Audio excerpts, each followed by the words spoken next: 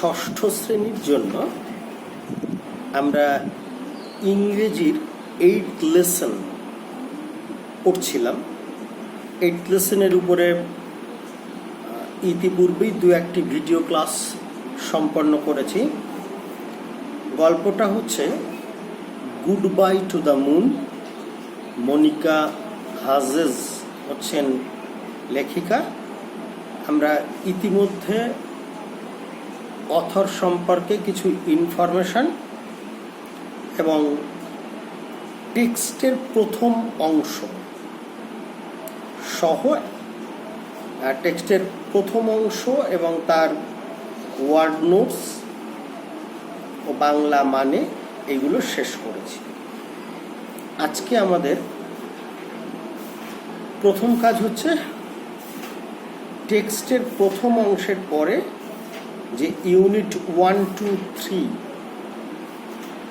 তিনটে ইউনিট ভুল বললাম, অ্যাক্টিভিটিস 1, 2, 3 যে তিনটে বিষয় আছে আগে শেষ করব, তারপর পরবর্তী অংশের টেক্সট এর বাংলা মানে যতটা সম্ভব টেক্সটটা রিডিং করে সেটা বলে দেব। তো অ্যাক্টিভিটি 1 টেক্সটে জায়গাটা দেখে নাও বা কি করতে হবে। অ্যাক্টিভিটিস 1-এ এখানে নিচে কতগুলো স্টেটমেন্ট দেওয়া আছে, সেগুলো ঠিকঠাক অ্যারেঞ্জ করতে হবে।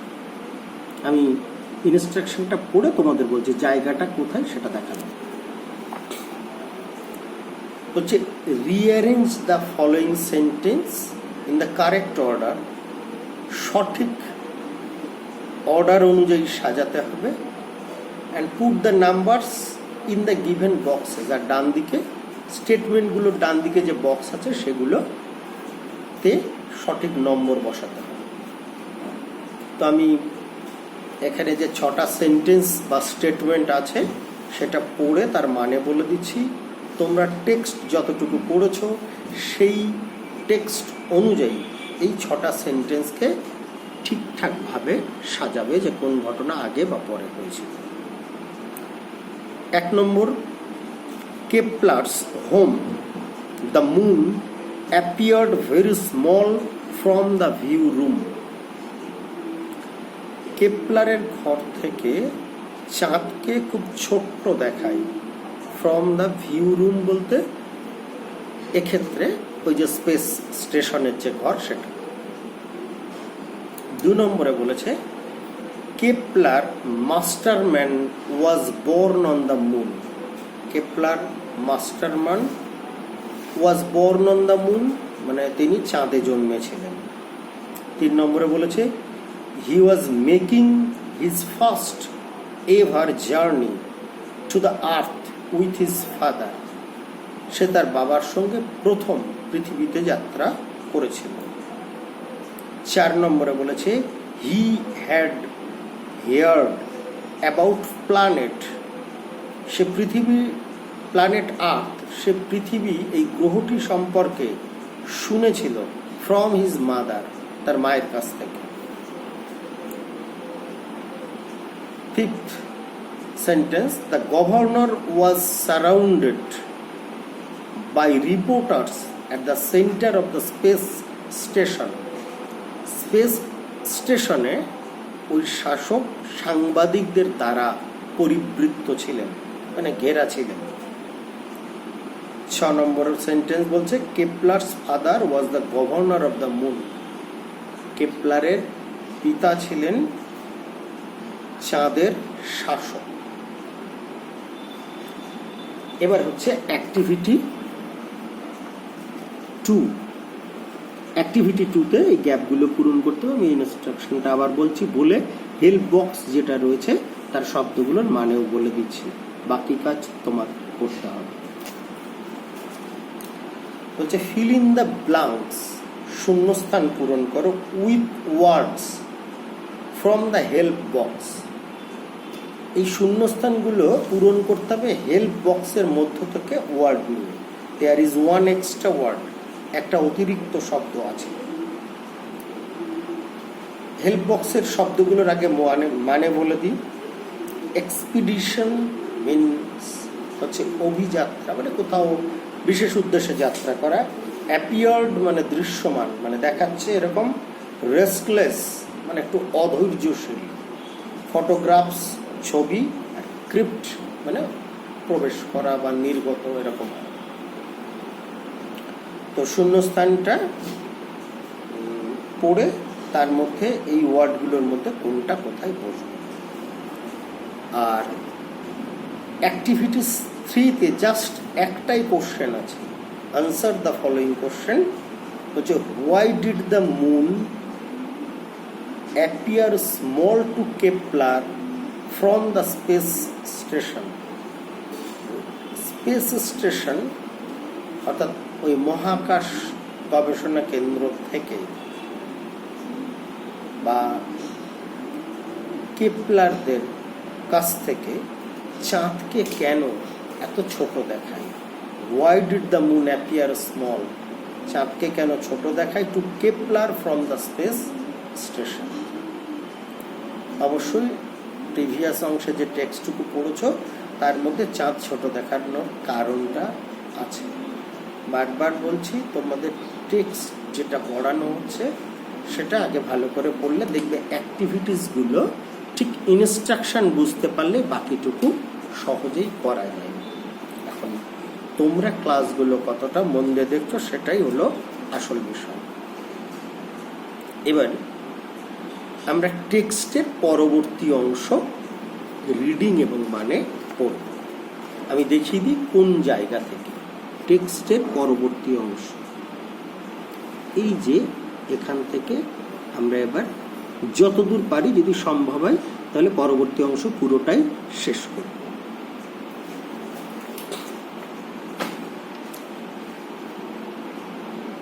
Suddenly the door opened behind me. হঠাৎ পিছন দিকে বা পিছন দিক থেকে আমার দরজাটা খুলে গেল। I could hear excited voice. আমি শুনতে পেলাম কিছু আনন্দের বা উত্তেজনার কণ্ঠস্বর। দ্য ফেরি ফ্রম আর্থ, ফেরি বলতে এক ধরনের নৌযান। From the earth must have arrived, মানে পৃথিবী থেকে নৌযান জাতীয় কিছু একটা উপস্থিত হয়েছে। It carried passengers from the earth, এবং সেই নৌযান পৃথিবী থেকে অনেক যাত্রী বহন করে এনেছে। From the earth, ready to go for the moon safari, moon সাফারিতে যাওয়ার জন্য তারা প্রস্তুত, ready to go. People eager to look around the moon, সেই লোকেরা চাই চাঁদের চারদিকটা দেখতে। And here we were going to the earth institute, বলছে অ্যান্ড হেয়ার, এবং এখানে আমরা we were going to the earth institute, আমরাও পৃথিবীর ওদের সঙ্গ দেব বা যাব, এরকম একটা বিষয়। বলছে I slipped out of the room to the central lobby, আমি স্লিপড আউট বেরিয়ে আসলাম অফ দ্য রুম ঘর থেকে টু দ্য সেন্ট্রাল লবি, মানে ঠিক স্টেশনের মাঝ বরাবর, যে স্টেশনের গল্প এখানে বলা হচ্ছে। ফাদার ওয়াজ স্ট্যান্ডিং দেয়ার, বাবা ওখানে দাঁড়িয়েছিলেন। There were the last minute goodbyes, শেষ মুহূর্তের বিদায় জানাতে বাবা ওখানে দাঁড়িয়েছিলেন। Good luck governor, someone called out, someone called out, called out মানে চিৎকার করা, কেউ একজন চিৎকার করে বলল যে গুড লাক শাসক। See you in 6 months at the latest, replied my father cheerfully, আমার বাবা খুব আনন্দের সঙ্গে বললেন যে মানে প্রায় অ্যাটলিস্ট 6 মাস তোমরা এখানে রয়েছো। So you in 6 months at the latest, replied my father cheerfully. তারপরে বলছে I walked with him to the earth ferry. I walked with him, আমি তার সঙ্গে হেঁটে গেলাম টু দ্য আর্থ ফেরি, পৃথিবী থেকে আসা ওই যানের দিকে। ইট ওয়াজ ম্যাগনিফিসেন্ট, এটা ছিল অসাধারণ সুন্দর। ইট ওয়াজ 3 times as a big as our moon ferries. বলছে এটা 3 গুণ বড় আমাদের চাঁদের নৌযানের থেকে। Is everything on the earth as wonderful as this? বলছে is everything on earth as wonderful as this? সব কিছু কি পৃথিবীর মতোই এখানে সুন্দর? whisper to father, আমার বাবা ফিসফিসিয়ে বলল। pretty much so, অবশ্যই বেশি সুন্দর। it is different from home, মানে এখানে হোম মিন্স হয়তো চাঁদ হবে, সেখানকার থেকে পার্থক্য। Father replied, the ferry moved slowly, সেই যানটি ধীরে ধীরে এগিয়ে গেল। Out of its dock, dock means যেখান থেকে নৌকা টোকা ছাড়ে, সেখান থেকে ছেড়ে এগিয়ে গেল। It entered the others, it entered the earth's gravity, সে পৃথিবীর গ্রাভিটি ওটা ত্যাগ করল। Found my eyes were closing, I found my eyes were closing, আমি দেখলাম আমার চোখটা বন্ধ হয়ে আসছে। It seemed only a few minutes before father voices woke me up. It seemed only a few minutes before, মানে মনে হচ্ছিল মাত্র কয়েক মিনিট পূর্বে ফাদার্স ভয়েস, পিতার কণ্ঠস্বর woke me up, আমাকে তুলে দিয়েছিল। Kepler, you must not miss this sight, বলছে তোমার এই দৃশ্য মিস করা উচিত নয়। You must not miss this site.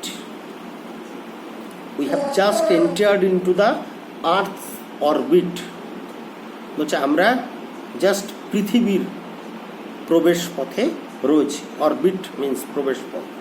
Look, I looked out eagerly, আমি খুব আগ্রহের সঙ্গে দেখছিলাম। I recognised the narrow stress of Central America, I recognised আমি চিনতে পারছিলাম the narrow stress of Central America, Central আমেরিকার খুব সরু জায়গাটা, মানে মধ্য আমেরিকার সরু জায়গা। Then the majestic Atlantic beneath us, এবং আটলান্টিক মহাসাগরের বিস্তার দেখতে পাচ্ছিলাম। The planets all water I gasped, পৃথিবীতে যেন সবটাই জল। আই গেসপড, আমি অনুমান করতে পারছি। 7/10 of it are, father agreed, বাবা আমার সঙ্গে সহমত হয়ে বললেন প্রায় 10/7 জল। একটু বাকি থাকলো, এই পর্যন্ত টেক্সটটা পড়লাম। আর এই টেক্সটের অংশের মধ্যে মূলত যে শব্দগুলো, সেগুলো একটু বাংলা মানে আমি লিখেছি, তোমরা দেখে নাও।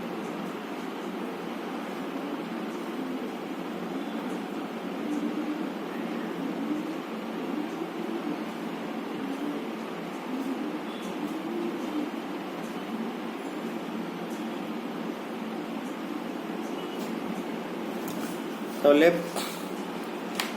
আমরা খুব সামান্য অংশ বাদ দিয়ে পরের অংশের টেক্সটটুকু শেষ করেছি।